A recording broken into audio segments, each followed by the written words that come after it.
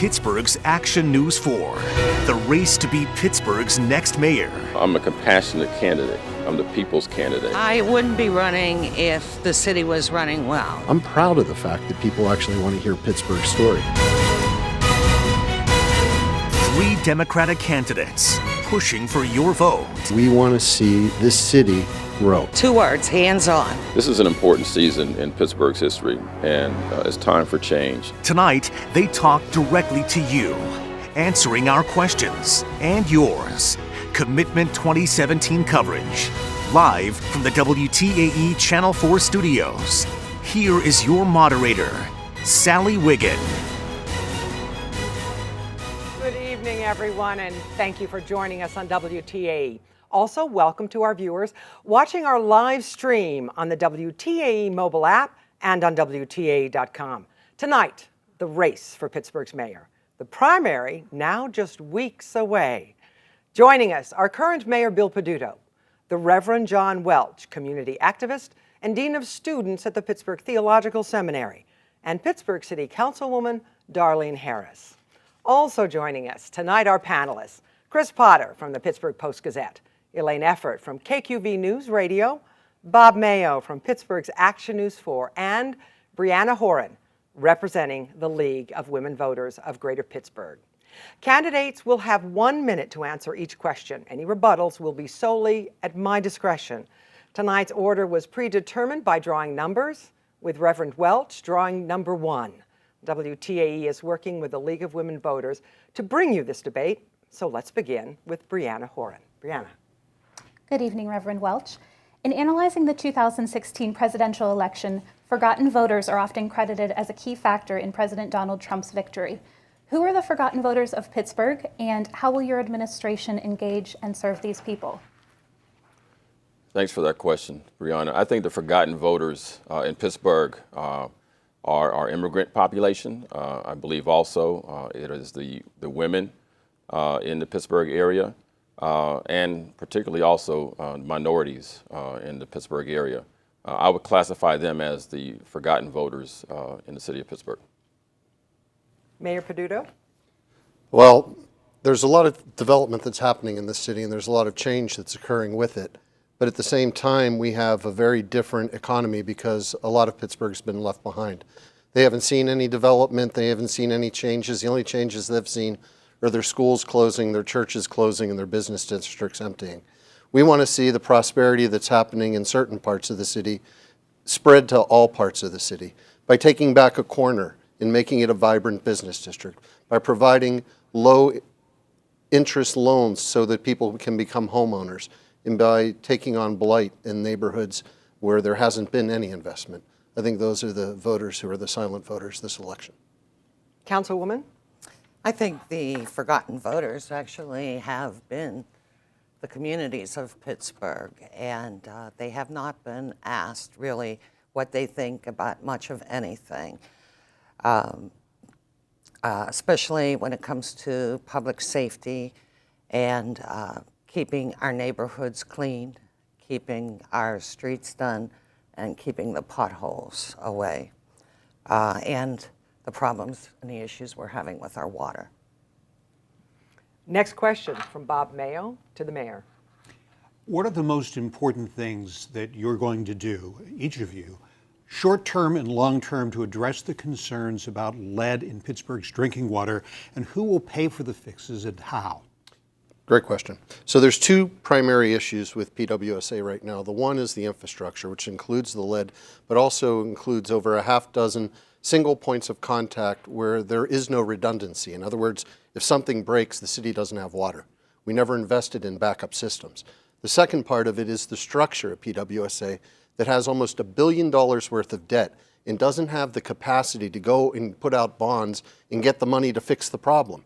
So in the short-term basis, it's a capital improvement plan that looks to remove lead pipes and hit the most critical areas of infrastructure failure. The second part of it is a restructuring of a municipal authority to be able to borrow the money in order to be able to fix the problem. Without both, you don't have a short-term solution, and you certainly won't have an authority over the course of the next 10 years. Councilwoman. Yes, we've been having issues for probably this whole administration, particularly having to boil the water and not knowing about it when the administration and the water department knew about it a week before that time. Also, we're spending $250,000 a day fixing one of the reservoirs. The Northside Reservoir is empty at this time up on Friday Road, and they don't even have a plan. $250,000 right now a day. 6 weeks into it, and there still is no plan. We're not going to see anything till June 1st. What we need to do is bring back the employees that this administration have let go, the people that know what actually went on with the water. Reverend. What I would do is I would declare a state of emergency. The lead levels in Pittsburgh are higher than Flint in many cases and comparable to Flint. So I would declare a state of emergency, seeking funding from the federal government and from the state to help ameliorate the situation that we're having. Also, I would forego spending $411 million to break up the streets and replace service lines when the EPA has provided a waiver for Pittsburgh or for other municipalities who would insist or instead install point of entry units to guarantee that every resident has clean and safe drinking water in accordance with the Safe Drinking Water Act. And it's amazing that for just a fraction of the cost that we're looking to spend for breaking up the service lines, which still won't guarantee that a resident will have clean drinking water, we can install point of entry units. Mayor Peduto, a chance to rebut your two opponents, and I might also add this. Because of the specter of Flint, Michigan, when people hear the word lead now, it raises a lot of concerns more than perhaps would have been there. So how do you allay those fears, and is a state of emergency necessary? I don't believe so. And in fact, it's not just Pittsburgh that has elevated lead. It's over 5,300 water systems in the United States. For the federal government to provide assistance to each of them, with a federal government right now that's cutting the budget, not increasing the budget, wouldn't solve anything. Our water problems are nowhere near Flint. Flint had levels 100 times higher than we had when they used the Flint River as the conduit for water. And what we have has been steadily increasing over 30 years. We have old pipes, Mayor, old rusty pipes. Thank you. Have to have the next question. Elaine Effort, your question goes to the Councilwoman. Councilwoman Harris, there's a shortage of affordable housing, by some estimates as high as 17,000 units. To address this problem, the Pittsburgh Affordable Housing Trust Fund was created last December, but it remains unfunded. The goal is to raise $10 million annually to use for foreclosure prevention, housing rehabilitation, and mortgage down payment help. What ideas do you have for raising the $10 million for the Affordable Housing Trust Fund? I would actually go to the money that we already are receiving, such as CDBG dollars.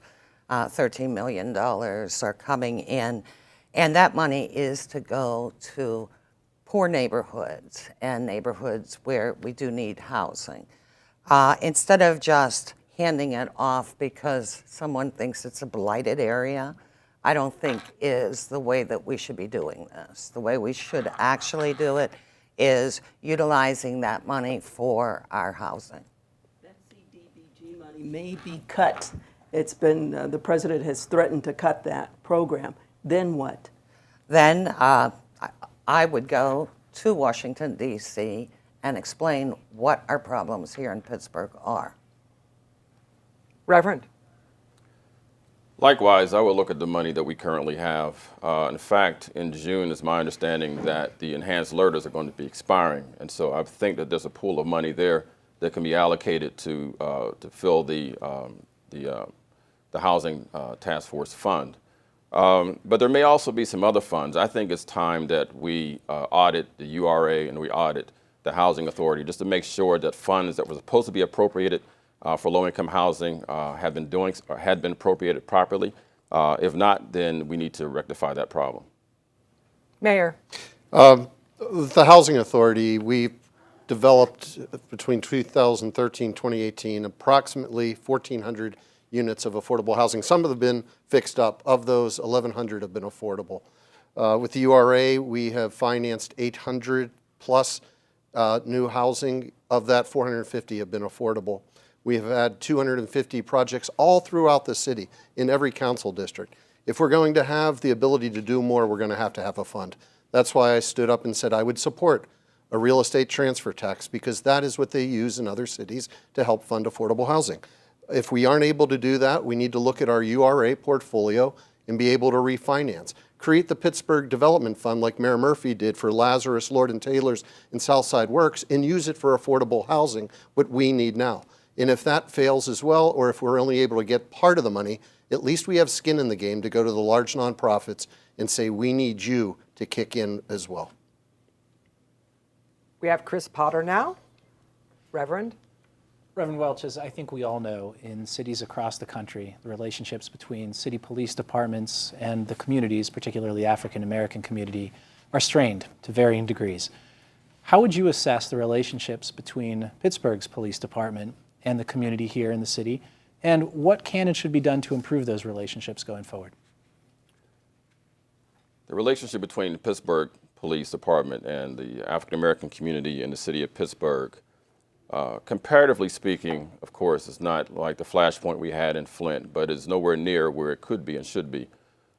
We were on a positive and a great trajectory when U.S. Attorney Hickton was in office, and I sat on the Police Community Relations Committee with Professor David Harris and representatives of various law enforcement agencies here in the county and the city. And we worked hard to make sure that we had good conversation between members of the community and members of law enforcement.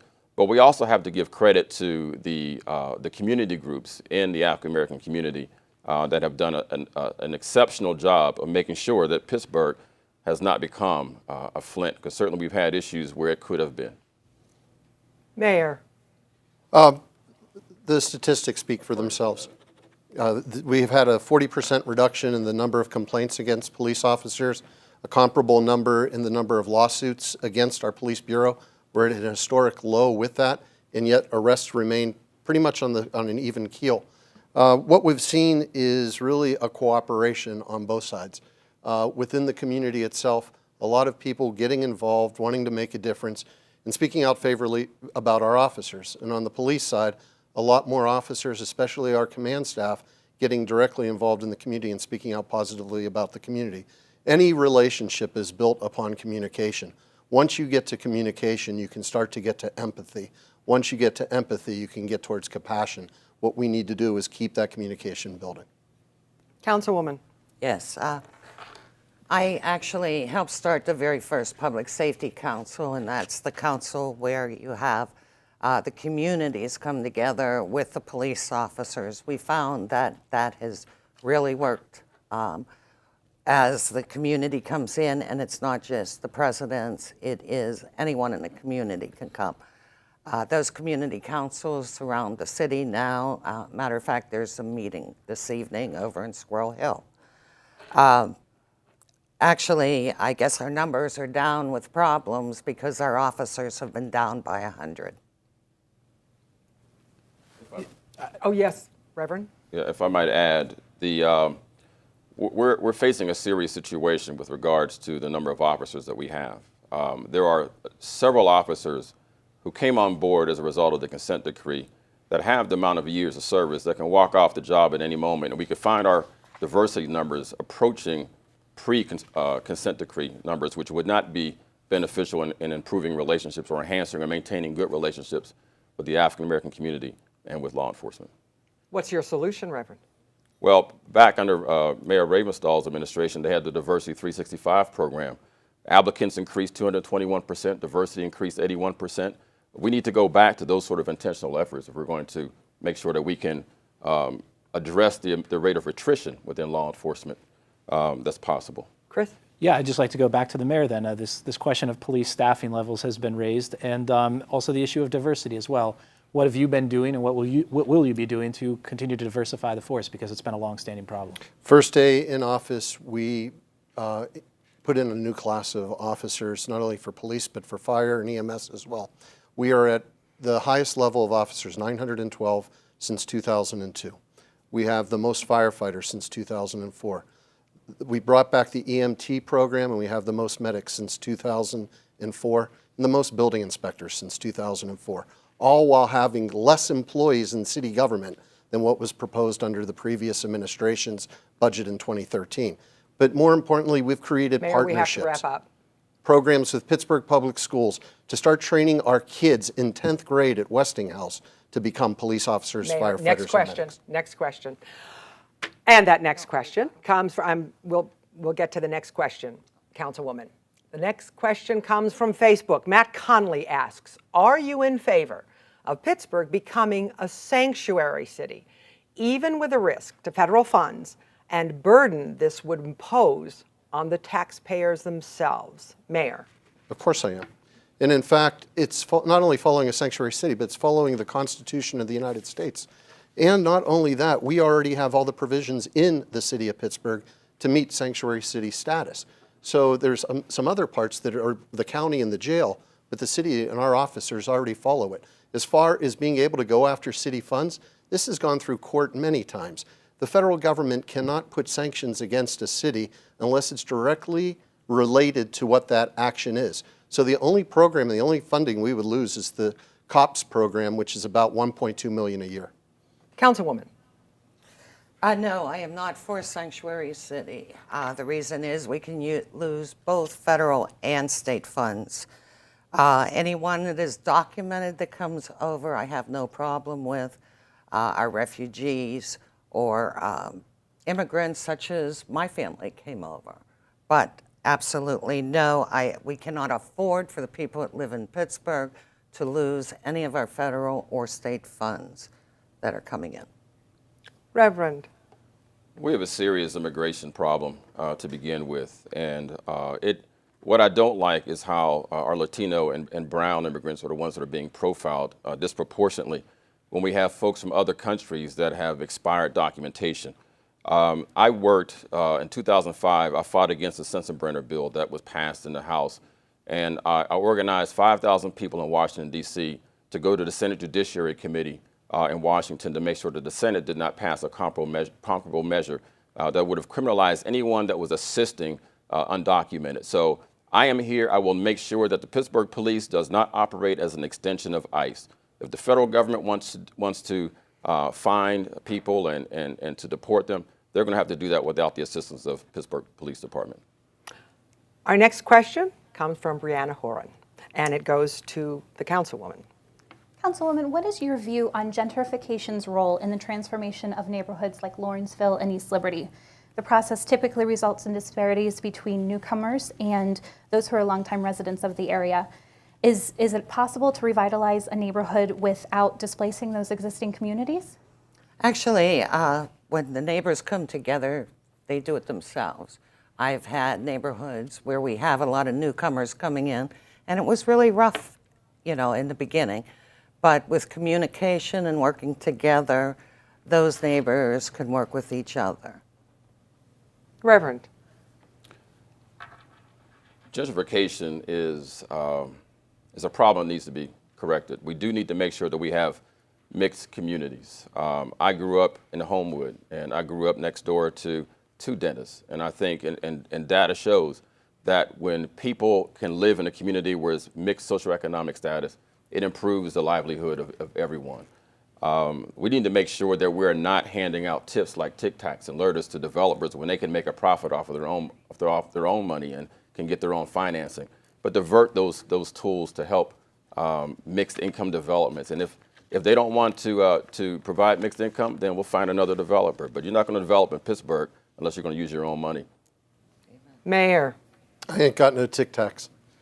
We handed out one TIF in the years that I've been on as the mayor, and that was to reapply for the Almano site in Hazelwood.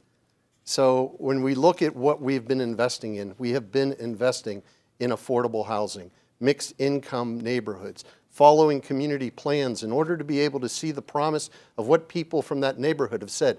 But to think that there's one panacea, one size fits all solution to affordable housing is to miss the point of what's being discussed around the country and around the world, where this is a problem that continues to happen. Each neighborhood is specifically different in what their needs are. and you have to treat them each as their own.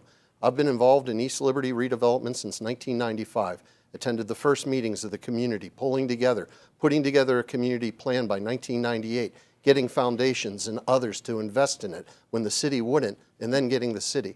It's a process. What happened was East Liberty became too successful, and you have to have a dual track, one that understands market I have a follow-up question and one for that all understands affordable.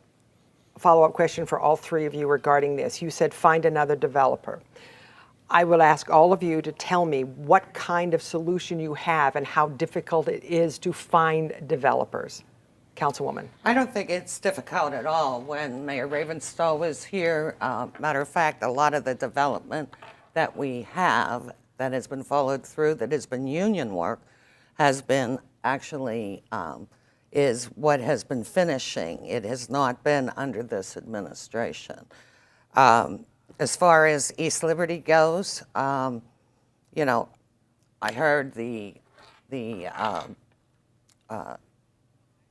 developers say that if the promises weren't kept, that there was going to be a lawsuit, and there is. Reverend. And now the poor people. I need it, Reverend. Sure. You know, the people who live in the communities know what they want for their communities, and I would trust the nonprofit community development corporations to take the impetus and identify developers that can work with them. And I would make sure that we find a way to streamline the process so that the nonprofit community development corporation can get access to the available land, and speculators don't come through and purchase it and turn it into market rate homes and condominiums, et cetera. So I would trust. Mayor? Just basically following neighborhood plans, being able to use what we've put into action, a land bank that by the end of this year will actually have funding behind it in order to be able to help, and then working neighborhood by neighborhood in order to create neighborhood land trusts in order to see that vacant property become somebody's home. We have a need for at least 7,000 affordable housing units. We've got 17,000 vacant properties, vacant land that can be converted into housing opportunities. Thank you, candidates. Now, Bob Mayo for the Reverend. Reverend Welch, you've never held public office, so on the one hand, as a newcomer, what are your most original, specific ideas that you would bring to the job for the city? And on the other hand, who would you turn to, and how would you make sure that Pittsburgh isn't in any way hampered by your lack of that sort of government experience? Well, I think the fact that I don't have experience is an asset and not a liability. First of all, I've been connected with the corporate sector. I've been connected with the nonprofit sector as well as the public sector, and so I think that breadth of experience will bode me well as mayor of the city of Pittsburgh. One of the things I would do is to make sure that we're a responsible and an ethical city. It makes no sense that we would play party with Uber, who one is an unethical corporation, and two has terrible relations with the women that they employ. So if we're going to be a 21st century city, we're going to make sure that we have companies in the city that respect women, that respect minorities, and respect the vibrancy and the spirit of the city of Pittsburgh. Mayor? Well, it's kind of interesting in public office. Excuse me, did you have a follow-up? Yes. I apologize. One part of my question was who you would call on. Who would you turn to that would be part of your team? Can you give an example of who you could call on to put together a team to help run the city under you? Well, I mean, there are people in the city of Pittsburgh that have a lot of experience in working with corporations and working with nonprofits. Who would actually make up my staff? I'll cross that bridge once I make it past the primary. But they're relying on folks in the Allegheny Conference, the non-sector board. I mean, the nonprofit boards. I think we need to make sure that we have a clearinghouse of information to use. Thank you, Reverend. Thank you. Mayor, now. I'm sorry to forget the question, but public service is the only career you can go in where experience is a bad thing. You wouldn't go to your doctor and say, hey, I heard you never did a surgery, so let's go, or to an auto mechanic. You know, I don't come from a political family. I never had a yard sign in my yard. I worked really hard. I slept on couches in Du Bois and up in Sharon, PA, working campaigns to get an opportunity to work in government. I didn't have somebody that could hire me or would hire me for political family sake. And then I worked my way up as a chief of staff, as a council member, and as a mayor. And you learn a lot along the way, but I'm still learning. As far as who I would hire, we did it in that first year. We created Talent City, the first time in America's history that all administrative positions for directors, assistant directors, chiefs, and deputy chiefs went to whoever in this country, and in some cases the world, wanted to work to make Pittsburgh a better city. Thank you. Councilwoman. Well, actually, I don't come from a political family. I started out in the community. I volunteered for 33 years, 8 years on the Pittsburgh School Board and president of the school board. I'm now on council for 10 years, and I have been president of council for 4 years. So I feel a lot for the communities of Pittsburgh, and actually, they have not really had much of a say-so, so I would be working with the communities of Pittsburgh. You will see, if it's my office, it'll have an open door policy to the communities. All right, thank you, candidates. Now Elaine Effort for the mayor. Mayor Peduto, you've stated that economic disruptors like Uber have a moral obligation to provide community benefits, things like group health insurance to Uber drivers and treating them as employees rather than independent contractors. Critics say you are late having this discussion with Uber, which has been operating its autonomous vehicles on Pittsburgh streets for 2 years now. How will you compel Uber now to provide community benefits and live up to their moral obligation? Well, it's interesting because critics say I'm late, and then other critics say that I shouldn't say anything. It's a private company, let it operate. But here's what makes it different. It operates on public roads, public right-of-way. And from the very beginning, when they were looking to be in San Francisco, and we had the possibility of creating 1,000 jobs, $1 billion investment without a dime of government money, we had the conversations about it being a partnership. And we tried to work it to be a partnership. A lot of the discussions that were private over the course of a year and a half have now become public.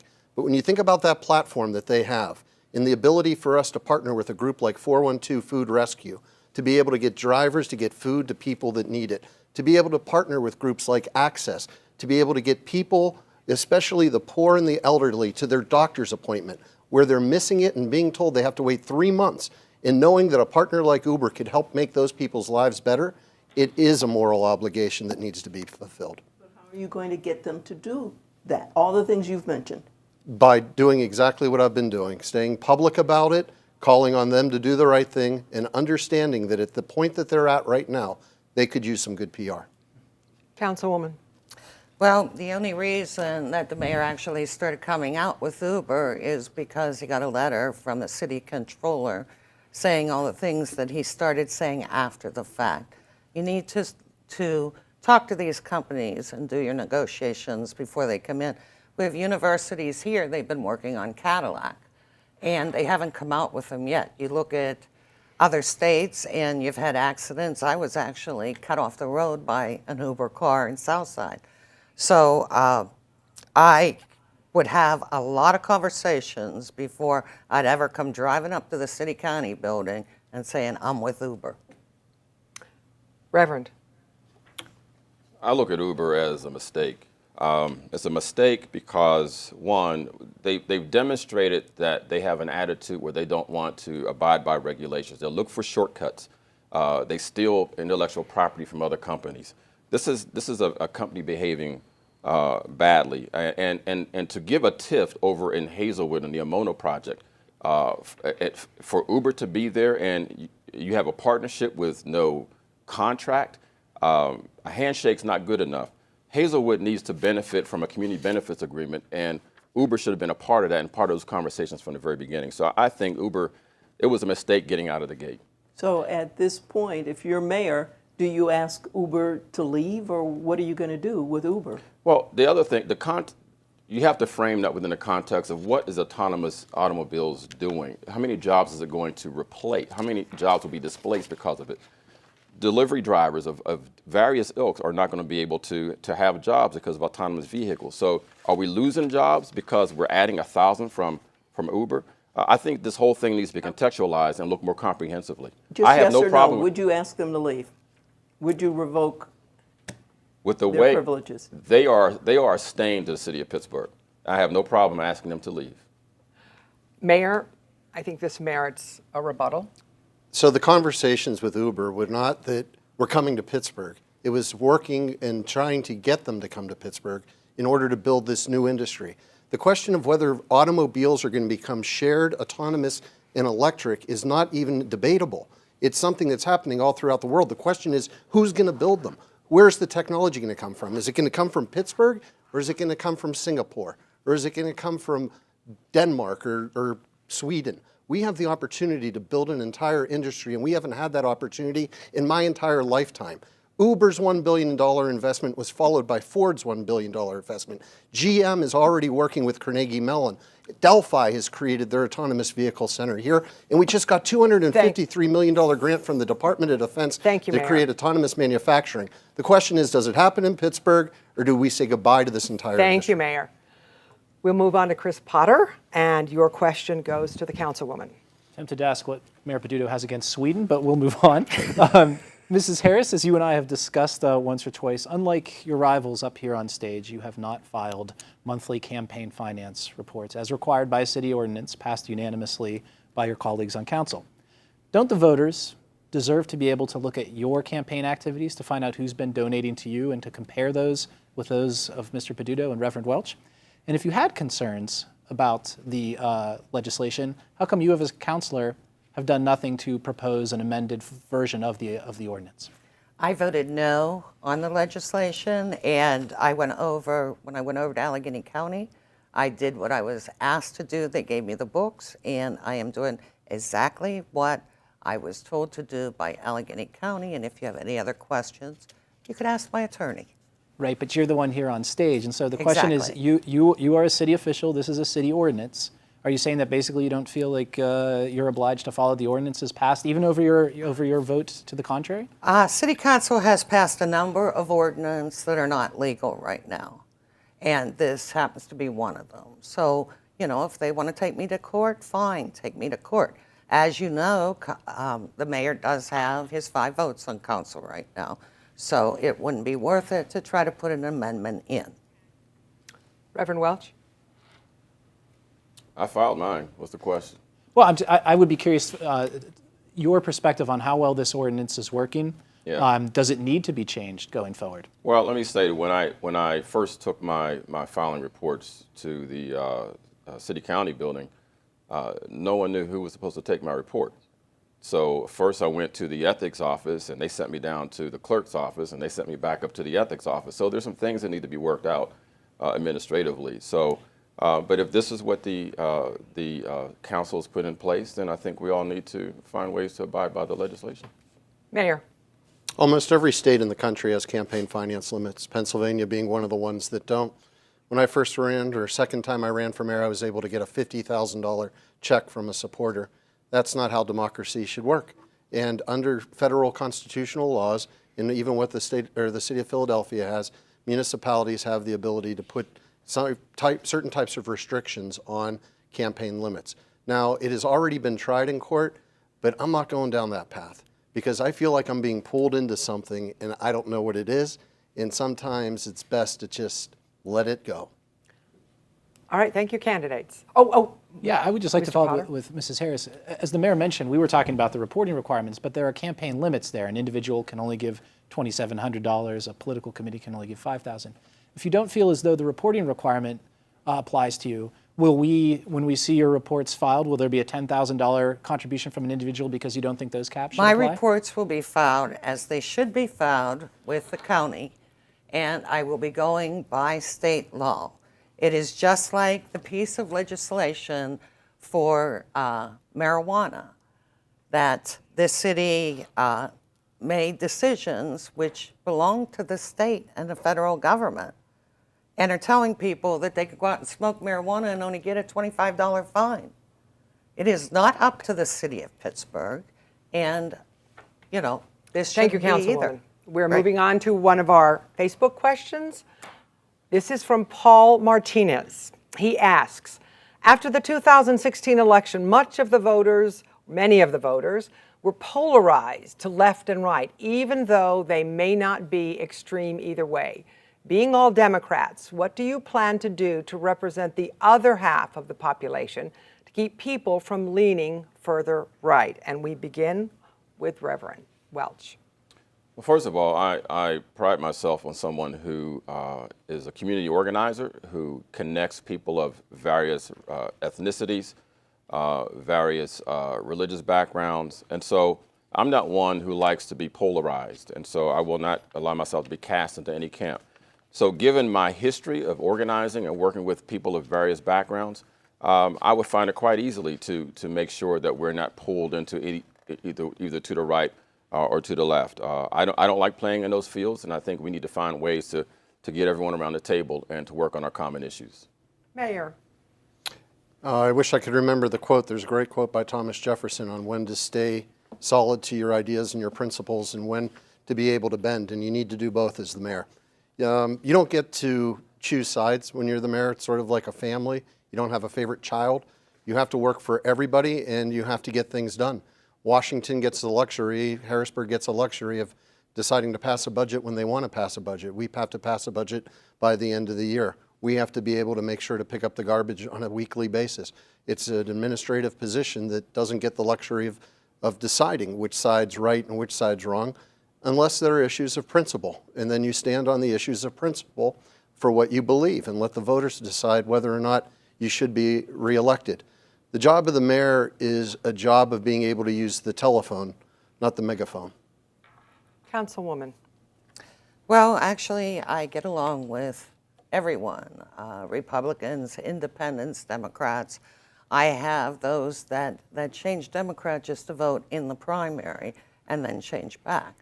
I've always worked for, I don't care if you're Republican, Independent, or Democrat, I work for all people. And that's how I show out in my communities today. That's how I've been, that's how I've always been, and that's how I'd be as mayor. The next question comes from Brianna Horan for the mayor.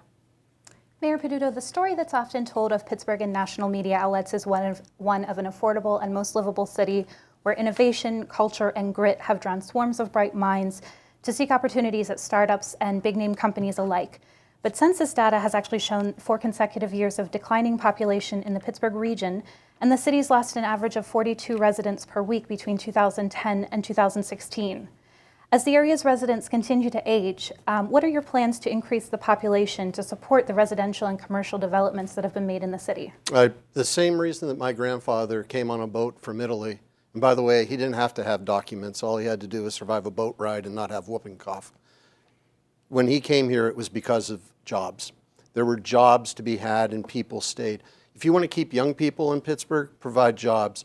But you have a part of the city that has no ladder of opportunity to the jobs. And that's where you have to begin with workforce development. And it has to begin as early as 7th grade. We brought together the superintendent of Pittsburgh Public Schools, the president of PNC Bank, the president of Peoples Natural Gas, Federated Investors, the Chamber of Commerce, to start talking about how can Pittsburgh Public Schools start to fill that gap. We're going to have more deaths than births. That's going to happen in the next several years.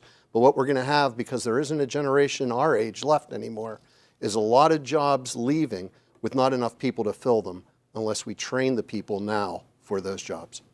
Councilwoman Harris. Well, it's unfortunate because this administration isn't trying to keep jobs here. First, we lost Macy's. We have people that live downtown Pittsburgh. We're looking to put a food store in, but we didn't care because we lost a department store. We don't really have any department store left downtown, and nobody argued for it. Also, just the other evening, I was invited to a meeting that they want to close the Western Penitentiary down. And I know the mayor has been close to Governor Wolf on other issues, and I'm just wondering what is really up there. There's 350 jobs there. But I can tell you that I have a company that is expanding in Pittsburgh, and I can't say what company it is, but you'll find out very soon. I promised I wouldn't say the name of that company right now, but you'll know it when you see it. Reverend? Post-Gazette had a story about the migration of African Americans leaving the city of Pittsburgh.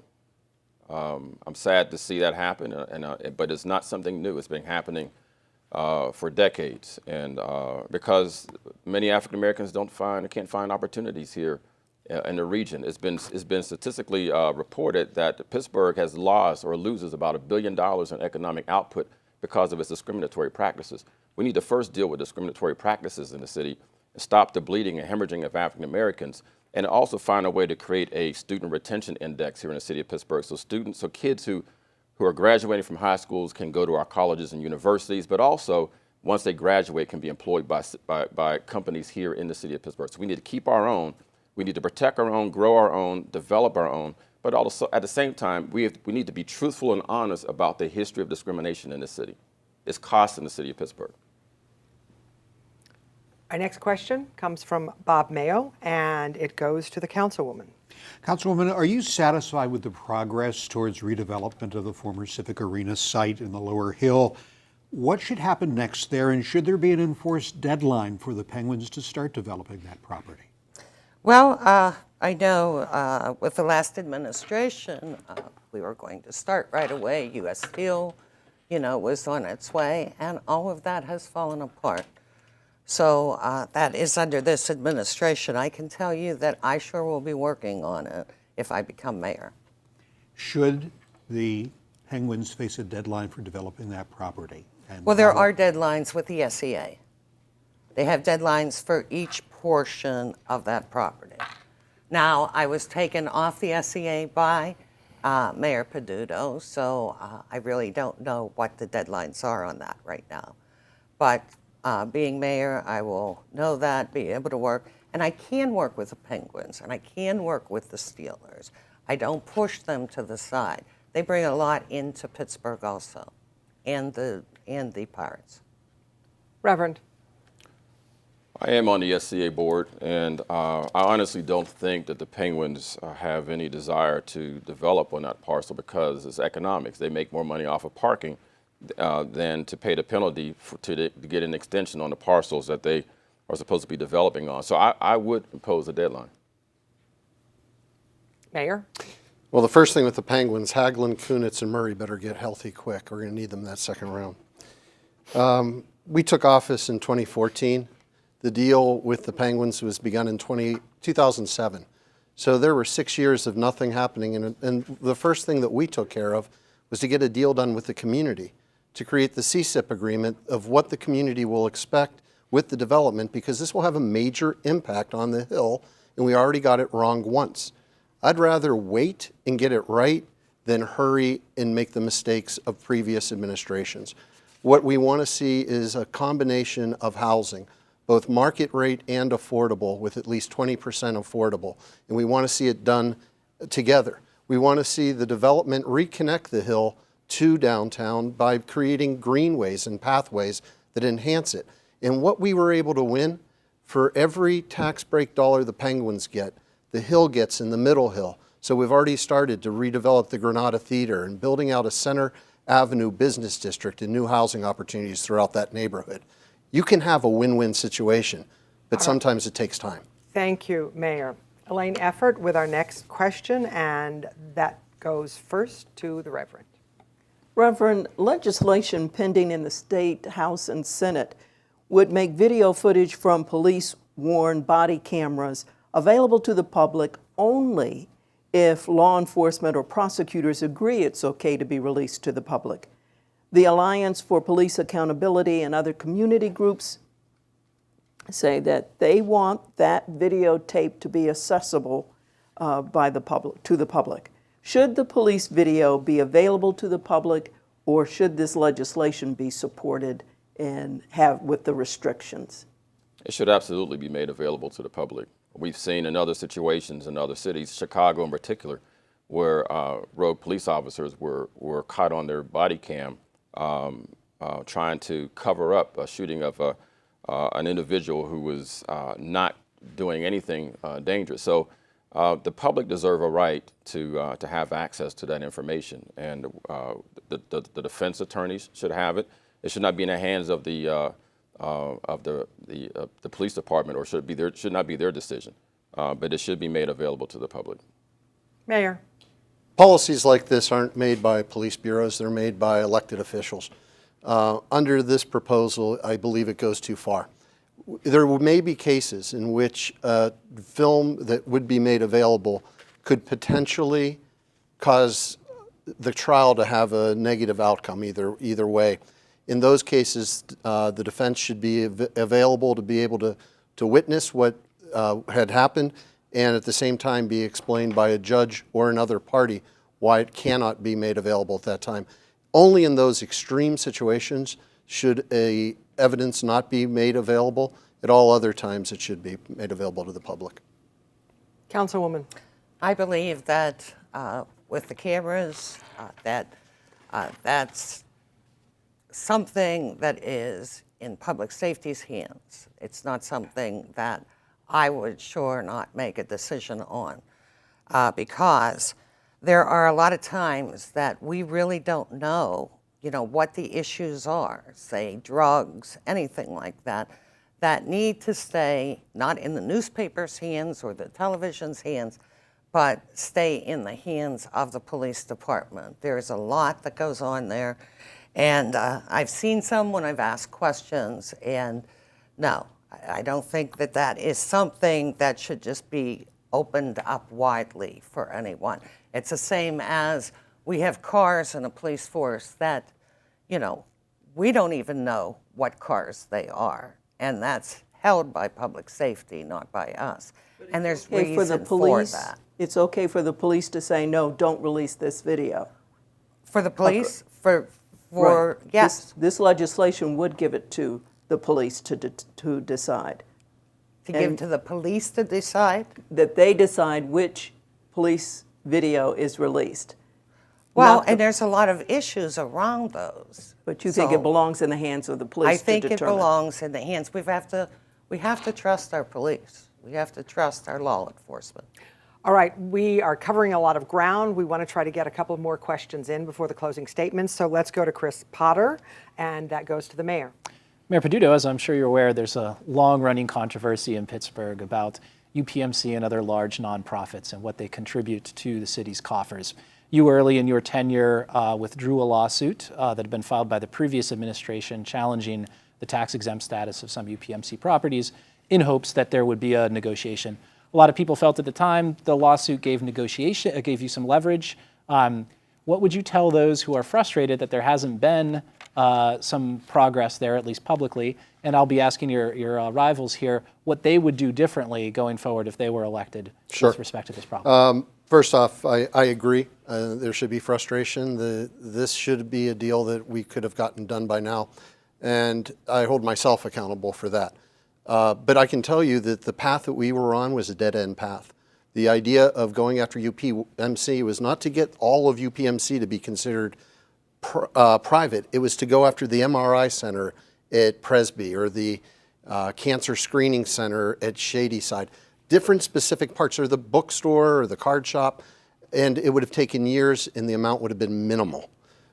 When we dropped that lawsuit, all four of the major institutions came to the table and started talking about a different way of contributing, not directly to the city's budget, but into specific projects that they would want to be a part of. And the two major ones that we're in conversations with them on are affordable housing and pre-K education. Our goal is to get $10 million every year into affordable housing and $20 million a year into pre-K, and we need partners to do that. Councilwoman. Yes, I think that the lawsuit should have stayed, and I also think that laws that we have in City Council, such as the billboards, to get that money, that would be about $16 million right now that this administration has not put out to get. We have not gotten any money. We used to get a portion of money from all different nonprofits, and it was almost $10 million a year, sometimes more, sometimes a little less than that, but it was money. Since this administration has come in, he's dropped the lawsuit on UPMC, which we did have a very good chance there, hearing from the attorneys, of of being able to get something there because there is an awful lot that they have that isn't the hospital. And also I have to stop you because we're running short on time. Reverend?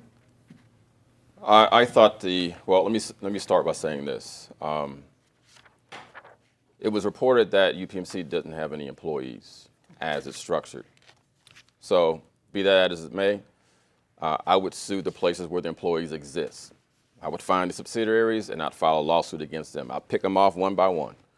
And I look at the fact that they're not paying payroll preparation tax. So their attorney, Petrogallo, said, hey, give us a bill. So I'm gonna give you a bill. And if you don't pay it, then I'm gonna sue you for non-payment. Here at the end.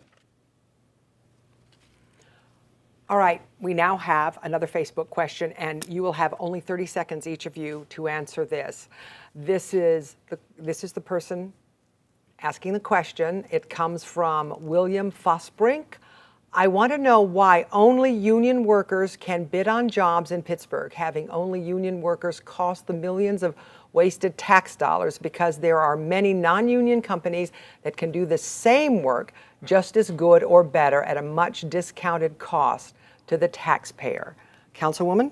Yes, when we receive monies, such as federal or state monies, we have to go with a certain amount of money. Non-union companies a lot of times do not want to pay their employees. That's why there is unions. And that's why usually a union, there are union companies that end up picked. But lately, I mean, it's been all non-union that's been picked lately. But Reverend? There have been non-union workers on some of the developments downtown. But understand, we have an income gap in this country. And much of it is because of nefarious and intentional efforts to attack unions. And so the purpose of the unions is to make sure that people have a just wage. And so I was part of the prevailing wage fight back in the late 2000s. And so I think we need to make sure that we look at this more holistically, economically, and make sure that those who are working are able to get family-sustaining wages. And it's not promised if you're not in a union. Mayor? I authored the Prevailing Wage Act back in 2007. This city not only built America, we built every bridge and every skyscraper. We built the middle class. My grandfather was considered an unskilled worker working at a steel mill. He helped to organize his fellow workers, got fired for it, and was able then to create a union and build a middle class, own his own home, give his youngest son, my uncle, an opportunity to go to college. We have fallen so far away of that, but that's in our DNA as Pittsburghers. And if we can give somebody a good paying job, we're going to do it. Thank you, candidates. That concludes the question and answer portion of tonight's debate. Now, each candidate will have 1 minute to make their closing statement, beginning with Councilwoman Harris. okay, I want to thank you all for having us here this evening and the Women League of Voters. We did not talk about bike lanes at all this evening, and I wonder why. But we have nothing with bike lanes. We have no safety attached to it, no studies, nothing. And someone's going to get seriously hurt. Act 47 is another issue that, you know, this mayor has us in. And just ask the FOP how he talked to them if he really cares about unions. But I will be there for all the people of Pittsburgh. Public safety is very important to me, and your water is very important to me. And making sure that we are just doing the fundamentals of getting your streets paved, your potholes, and the garbage picked up. Those are things that really need to be done. They're things that the city should be doing and providing the manpower to do it instead of all the top-heavy management. Mayor? Thank you. And thanks to the League of Women Voters, Channel 4, and folks I've gotten the opportunity to work with for 20 years. If it seems like 3 years came fast, it's because it came fast. There have been several initiatives that I've been personally really proud of. Probably the most are Summer of Earn and Learn, that's given kids an opportunity not only to have a summer job, but to be able to learn and take on the opportunity for a career. We've been able to improve the police relations within our communities. We've been able to create the first ever for the city affordable housing task force and report so that we have a guideline to move forward from. And we've been able to work neighborhood by neighborhood in order to start to see master plans take hold. But there's still a lot of work to do because of all the success that we've had economically and the change of the economy. There's still a lot of people that are being left behind. And we have the opportunity in these next 4 years to make sure that they not only have a seat at the table, but they have the opportunity to succeed in life. Reverend. I'm a fighter. I'm a community organizer. I'm an activist. I'm the son of 2 deaf parents. I am there to fight for everyone and to make sure that all 90 neighborhoods in the city of Pittsburgh are represented fairly. I will not make phone calls to developers to contribute to my campaign because that's a pay to play. I will not do anything that is going to compromise my ability to act objectively as a leader in the city of Pittsburgh. I have fought for prevailing wage. He may have authored it, but like I said, I didn't make the phone calls. Also, I will make sure that people like Arlington and Lincoln Lemington and other areas that received promises earlier in 2013 for water parks or dog parks can get what was promised to them. I will not promise you something and not keep it. If I can't do it, I won't promise you. And that concludes our debate for tonight. Thank you to our candidates for joining us, also to our panelists for bringing very important topics to the table. Please remember to get out and vote on Tuesday, May 16th. It is a right and a privilege. Exercise it. And between now and then, keep updated on all of the races on our WTAE mobile app. You'll be able to rewatch tonight's debate there as well. I'm Sally Wiggin. Have a good night.